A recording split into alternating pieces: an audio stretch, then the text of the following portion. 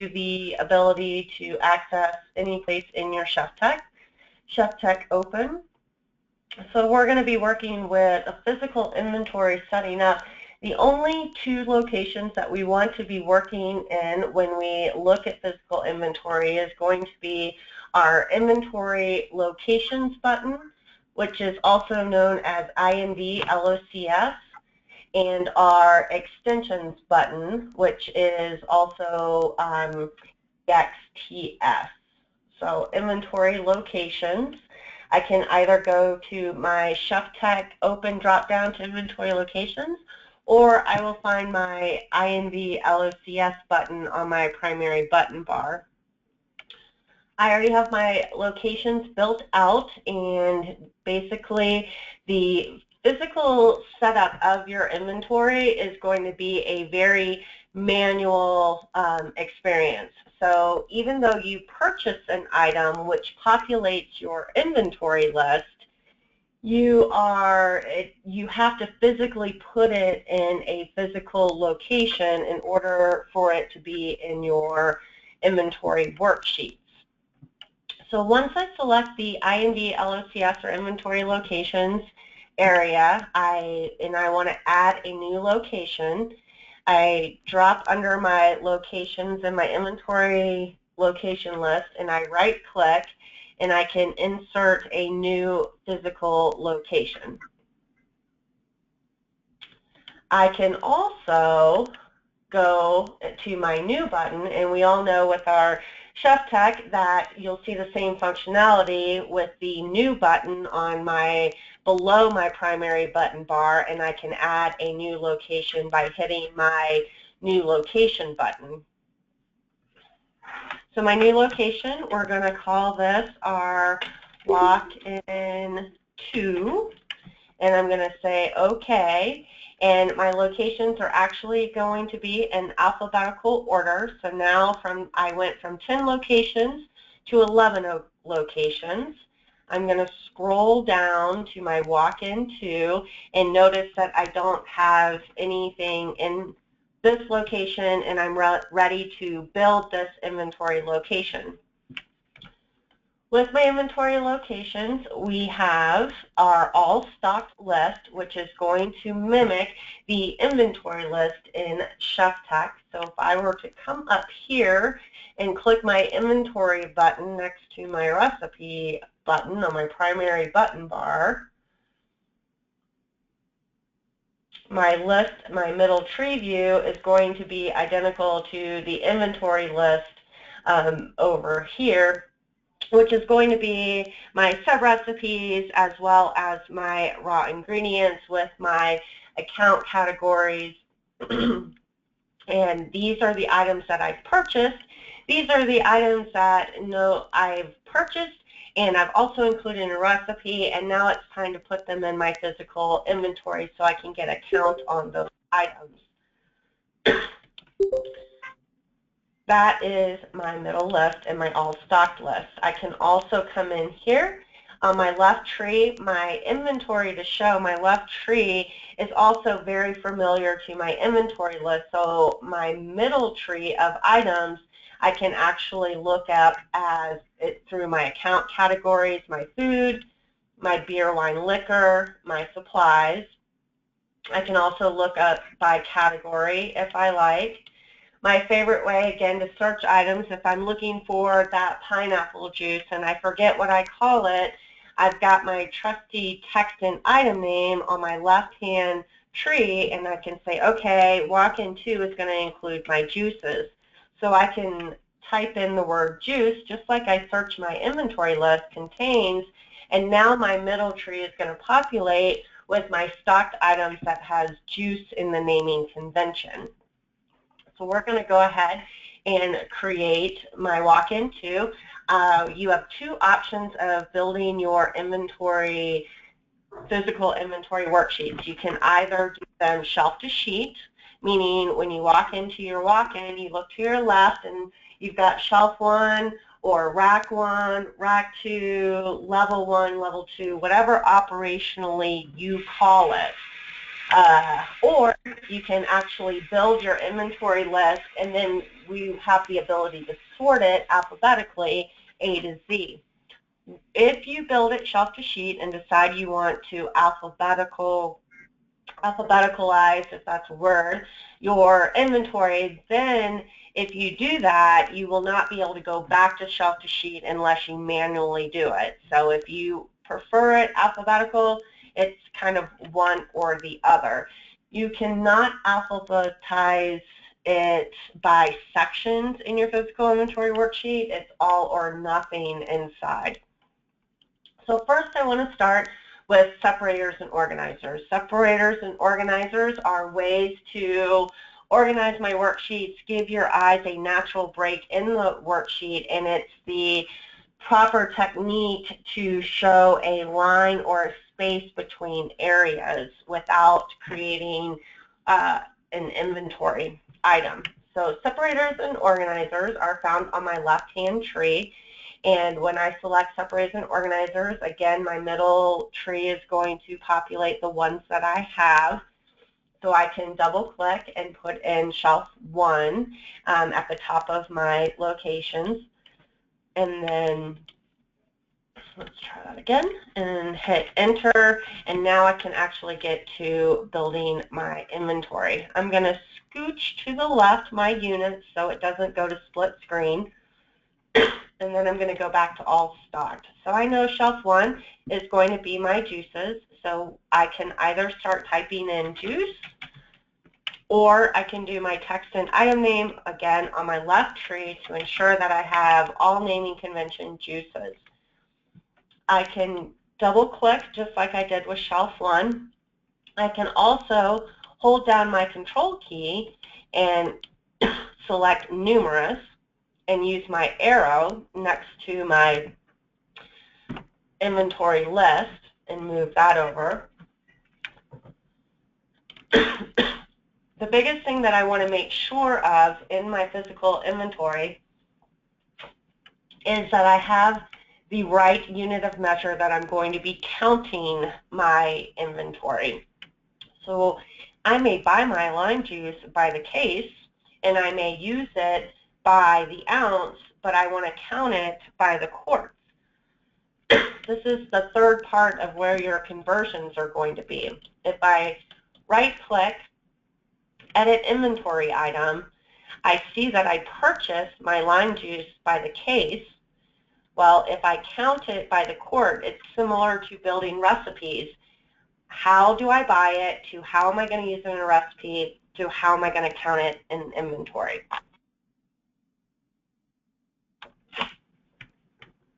So I have the ability, excuse me, it's allergy season here, and I have conversions, and I can see that one case is 16 each, one each is 1 quart.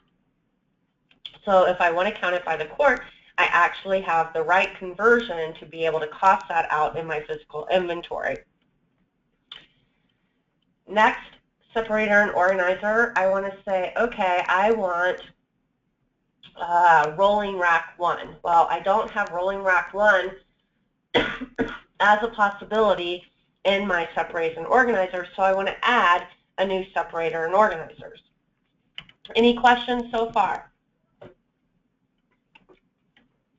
No, I don't think so. Okay, pretty straightforward, I know. So usually the right click, you can add a lot of items in all of your ChefTech, but with separators and organizers, you're going to want to go to the data drop-down located 3 over from your ChefTech drop-down, and you're going to add a new separator and organizer. The naming convention in ChefTech, you can use any naming convention that you like, but the pre-populated separators and organizers are 5 dashes, 1, 2, 3, 4, 5, and I'm going to type in rolling rack 1, and then I dash it out. I select OK, And in order to see my rolling rack, you're going to have to actually close out of your separators and organizers and go back in, because that's ChefTech's personality. To refresh the system, you have to click out and back in, separators and organizers, and now I see my rolling rack 1. I'm going to scroll down under my locations, get back to walk-in 2, and I'm going to double-click and add my rolling rack 1. Next, I'm ready to enter in more items. I'm going to go to my all-stocked list. So not only can we double-click to enter in an item, or control-click and cherry-click or cherry-pick a few items, we can actually hit our Shift key and be able to select all of them and move them over, and they'll go down to the bottom. Now I want my beer with my rolling rock, so this I can actually hit my rolling and drag it, holding my mouse down, and pull it up to get it where I want it. So there's tons of ways to actually manipulate your walk-in. So now I have my walk-in built. I also have a separator organizer called End of Location, and that way I have a nice break. In order to look at my inventory locations, I can hit the preview button, also located underneath my primary button bar, preview, and this is what my inventory worksheet is going to look like. So you see the natural breaks with my separators and organizers. I have the location and which profit center I'm in, and I can either print these off or save them and actually take my physical counts.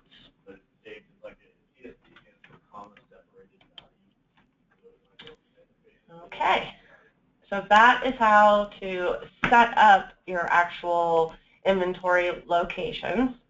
Now we're ready to put in and enter our counts.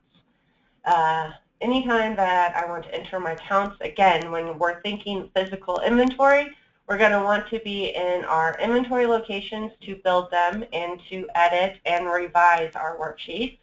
To enter our actual physical inventory numbers, we're going to select our EXPS button, also known as extensions in ChefTech.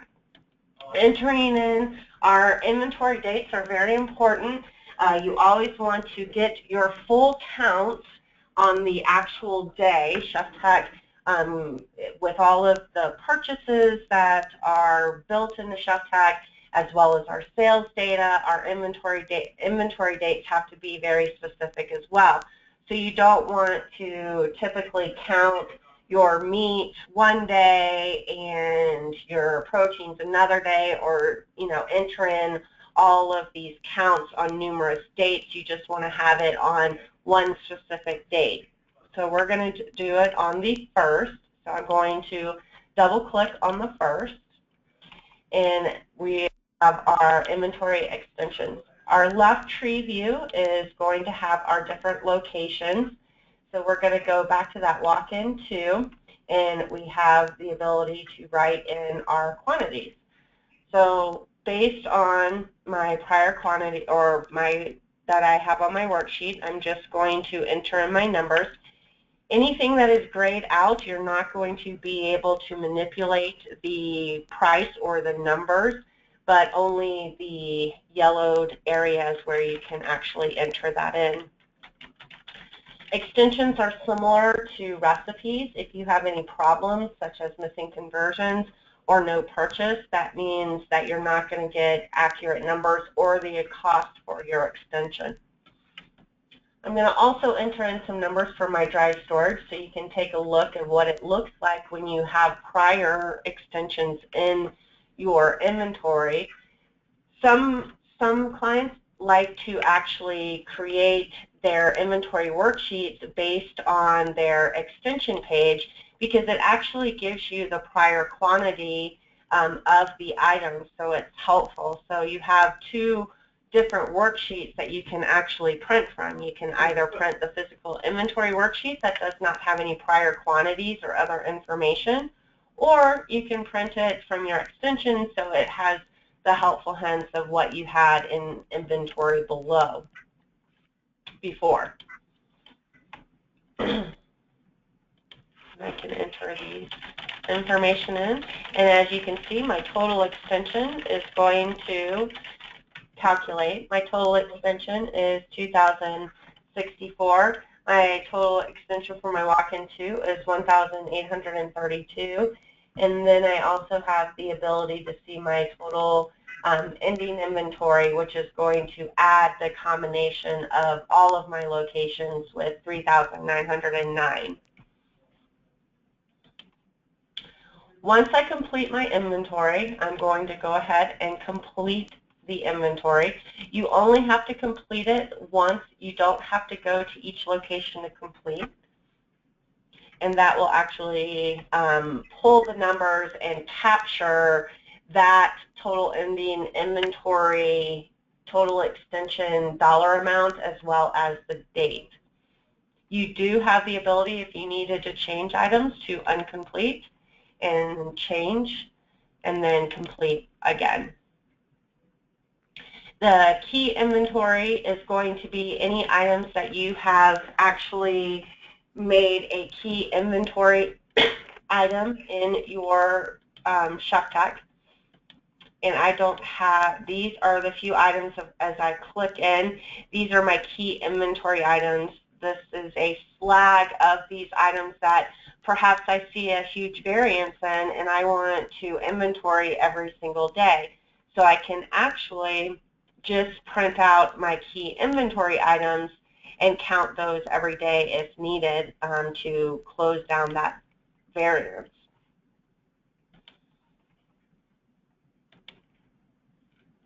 Questions so far? Where are you hitting the complete and incomplete?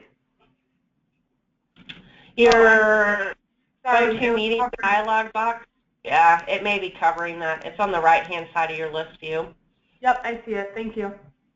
You're welcome. Okay, so I'm going to go ahead and close out of here. So once we have this item, we also have, before I go into the reporting features, but the biggest thing about inventory extensions and getting the true price is making sure that you don't have any problems. So we already talked about that with missing conversions. Basically, with missing conversions, the biggest thing ShopTech needs to know is with the right-click, edit highlighted item, is how I bought it through my purchase tab to how I count it, which is in my units tab. And as long as I have a conversion between, this is my cannoli pasta is counted by the box in my physical inventory. I purchased it by the case. So if I go to conversions, I need to know case to box. And I have right here, one case is 5 boxes. This gives me the ability, once I do these conversions, that I can count my pasta either by the box, by the each, and by the case, or by a unit of measure of weight. So because I have all of these conversions, I have numerous ways of counting my physical inventory. Another great way to look at it is, say I have my pasta in my dry storage and I have it by the case and I never unbreak my cases in dry storage. I can actually count it by the box on the line. So my line would say 1 box, and then my dry storage, I would count it by the case. And let's say in my emergency stash, I count it by the each. So ShopTech gives you the ability to count it by different units of measure, but it consolidates all of those units of measure into one report called our Inventory on Hand report. If you wanted to see, if we go into units descriptors, you will notice we have a perpetual inventory unit. This unit is directly correlated to physical inventory, and combining numerous units of measure of counting into one. So when I look at the report features, I only want to see it by the case. I don't want to see it by the ounce. I don't want to see it by the box, but I can actually change it to the box so we can see how many boxes we're looking at, and I type in box and change it to the box. So units of measure, and now I will see it on my inventory on hand screen, which we're going to next. I want to see the combination of all ways I count it. In order to have that, we have to have, once again, our conversions need to be all tight from how I purchase it to how I count it to how I want to see it on a consolidated report feature. Removed from a location, these are items that perhaps you are counting items by the box or counting it by the each, but you decided that you wanted to change how you counted it. If you already have items that you counted by a unit of measure and then you change the unit of measure between inventory items, it's going to become a removed from a location item because ChefTech holds all of your previous counts. So what you will have to do is change your unit of measure. You will have to put it back into the location physically through your INV LOCS, and then you'll have to zero it out to clear out that dollar amount and that quantity, and then reassociate it to the proper unit of measure of which you count.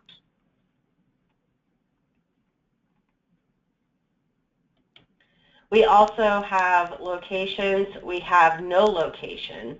If we had items that you've purchased and that are active, it would be a no location. And in order to get proper food costs, everything that you purchase or everything that you need in a recipe will also need a physical inventory. Even if it's an in and out item. I buy ice cream for an event in the middle of the month. I do my inventory the 1st and the 15th, or 1st and 30th of every month. You still need to have that ice cream in a location to show that you have counted it because it does affect your food costs. Okay. I'm going to go into the reporting. Any questions on locations or extensions so far? No? Okay.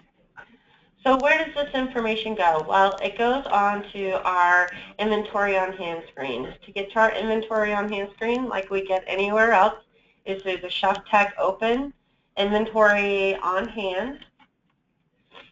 And the dates that you're going to want to pick are the dates of the day after your physical inventory to the day of your physical inventory.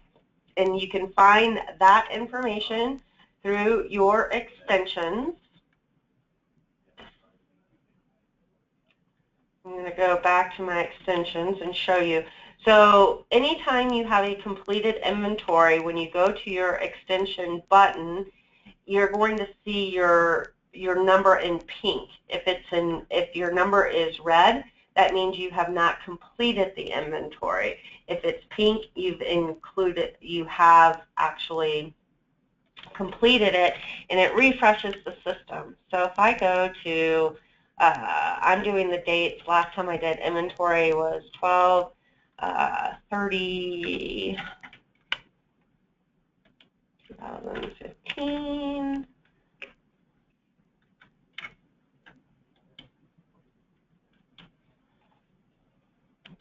Actually, it was January.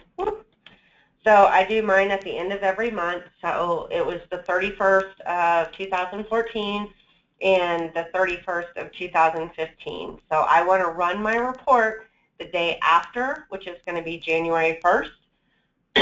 To the day of a completed inventory, which is going to be January 31st.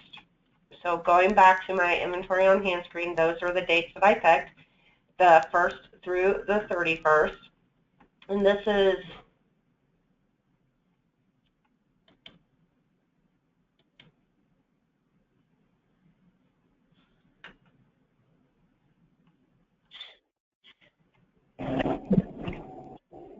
these are all of my wonderful numbers.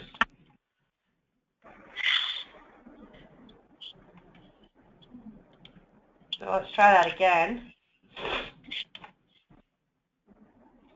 There we go. There's some numbers.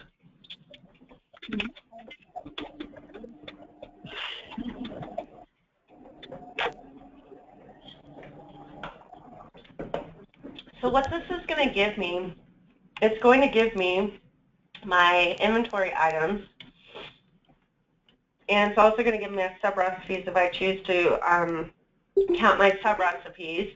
But it's basically going to give me, this is the unit of measure that is the combined effort of all of my units of measure of how I count it. So that conversion perpetual inventory unit this is where you will see that unit of measure. So I can count my lemon juice by many ways.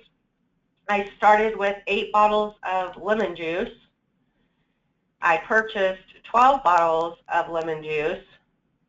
I used this much lemon juice in my recipes. Theoretically, I should have 19.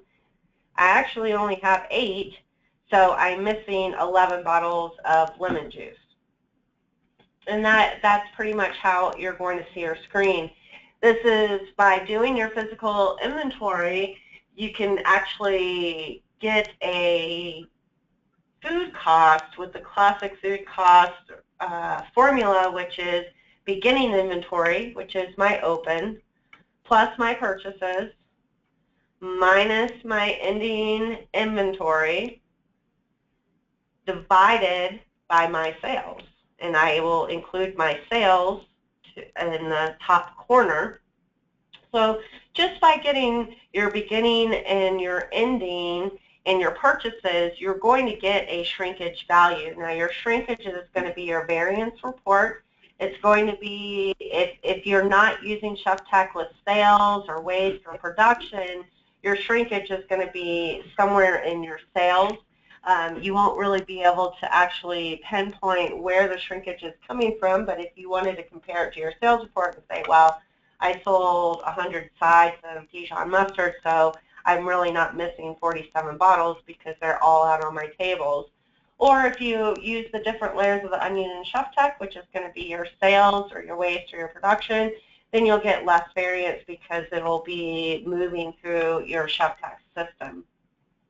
Once I enter in my sales for the period selected, I go down to my print drop down and I can actually look at my percentage of food costs. This is going to give me my food costs for every single item.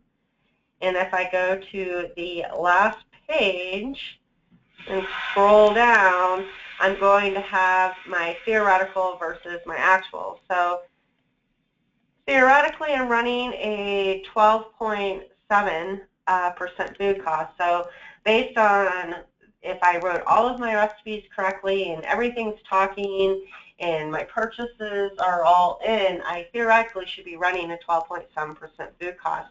Well, actually, I'm running a 28.5% food cost. So that's big a variance. And this is how we use this to say, okay, I'm running a 28% food cost. We really want my theoretical and actual to be as close as possible if I'm running a tight ship. But it gives me my food cost at 28.5, which isn't too bad.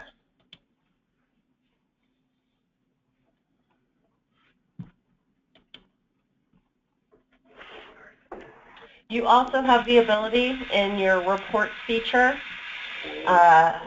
In your reports, if you go to your inventory and open up your inventory on your left tree on the left-hand side, you'll see the different physical inventory worksheet, wide, inventory extensions. Notice how they're all grayed out. That means that this information in these reports are actually found in your inventory locations button and your extension button, but you have the ability to look at your different ways to categorize or how to see the inventory worksheets. So for instance, my physical inventory worksheet, I can actually override the Chef Tech report properties, and I can add my company logo to the worksheet. I can actually show grid lines, a frame. I can actually make the font size a lot bigger if I have a chef with poor eyes. I can put more spaces in between. I can alternate the different rows. I have the ability to manipulate anything that I want on those reports. I can do, okay, well, I want to count my key inventory only for an entire week, so I don't want to display all of the items that I only count once a month, so I can actually click on my key inventory only and print out those worksheets based on key inventory only.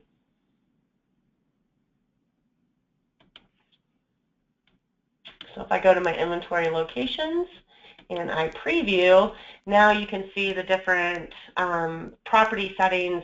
I wanted to alternate my colors. I wanted to make it bigger, and so on and so forth.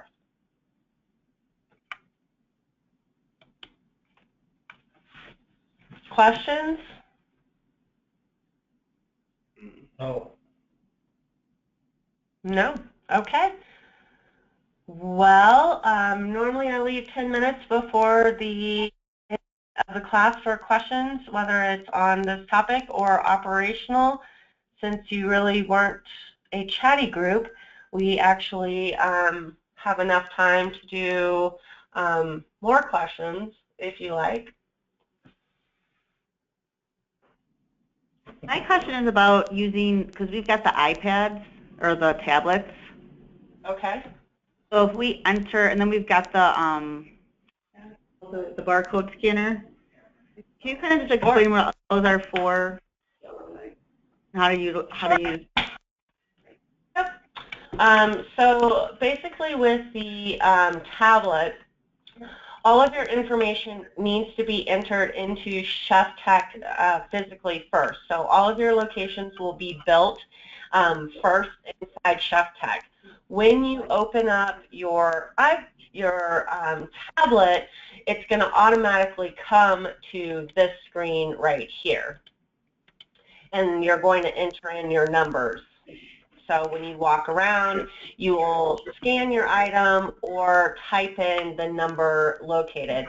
Once those numbers are in, you'll select the Done button in your tablet, and then it will push these numbers into Chef Tech. And that's how the tablet works.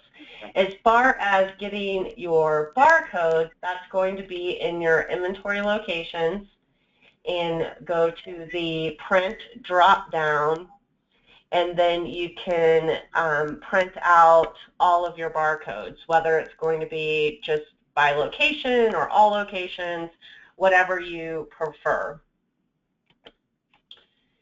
And Chef Tech will create the barcodes for you. At this point, it's operational decision of what you want to do, but you can actually just put all of these on a clipboard and walk around with the scanner and click on the clipboard, or you can take them and put them on the shelves if all of your shelves stay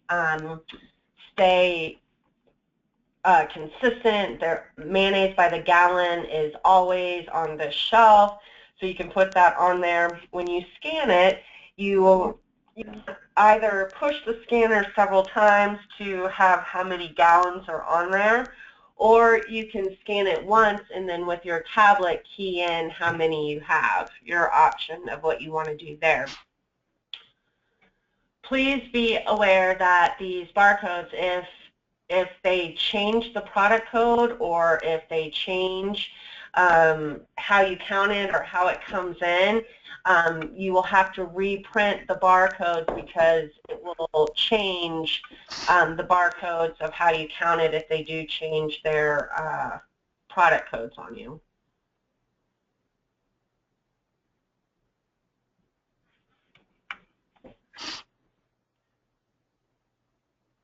Thank you. You're welcome. Any other questions? I have a question about waste. How does waste get in here?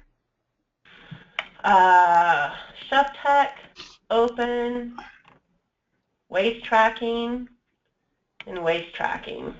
So it's very familiar or very similar to the extensions, and you enter in your waste and you will say, okay, beef or green beans, quantity 3 pounds. You can have your stations. I'm going to say my grill, and they burn them. I also have the ability to, if I wanted to track employees, or there's tons of items that you can do. But basically, when it comes to the waste, the only items that it needs is what the item is and how much. Therefore, on my inventory on hand screen, I have the ability to see my waste column. So if I go to my Chef Tech Open inventory on hand and run this again, you'll see I have my waste column here. I do have Alsatian potato salad. I wasted 3 pounds of it, so I have lots of variance in my shrinkage. Can you enter it based on a daily basis, or should it be entered only when inventory is done? Daily basis is fine. Generally, you know, people have clipboards up. You can do it weekly. Just make sure you have waste in for the time between the physical inventory days. Yep.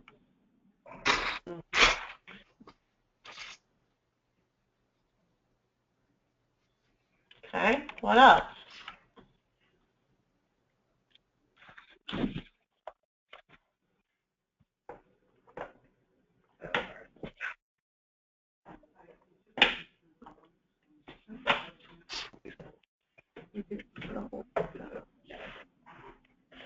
You guys must be Chef Tech experts. Or new. We haven't even tried it yet, so it's hard to ask questions. Right. You need to get rolling first. Then I'll have questions. Yeah, you do. Yep, you got to get your hands dirty. All right, guys, well, I'm going to go ahead and end the meeting. Thank you for coming. Physical inventory is pretty straightforward, so yep, definitely get your hands dirty, start working with it. We're here Monday through Friday, 8 to 5. We have support. You can always call and open a ticket if you have support. We have a full training department. We do these e-learning classes twice a week. We also do one-on-ones, which you're familiar with, where we actually go into your system and work with you for an hour. We have on-site training where we can come out and actually train you and get you up and running. And you have your sales team as well. So we're here to help, and you have all the resources to be successful. All right, you guys have a great Monday, have a good week, and I look forward to seeing your success down the road. Thank you. Thank you. Thank you. Thank you. Bye-bye.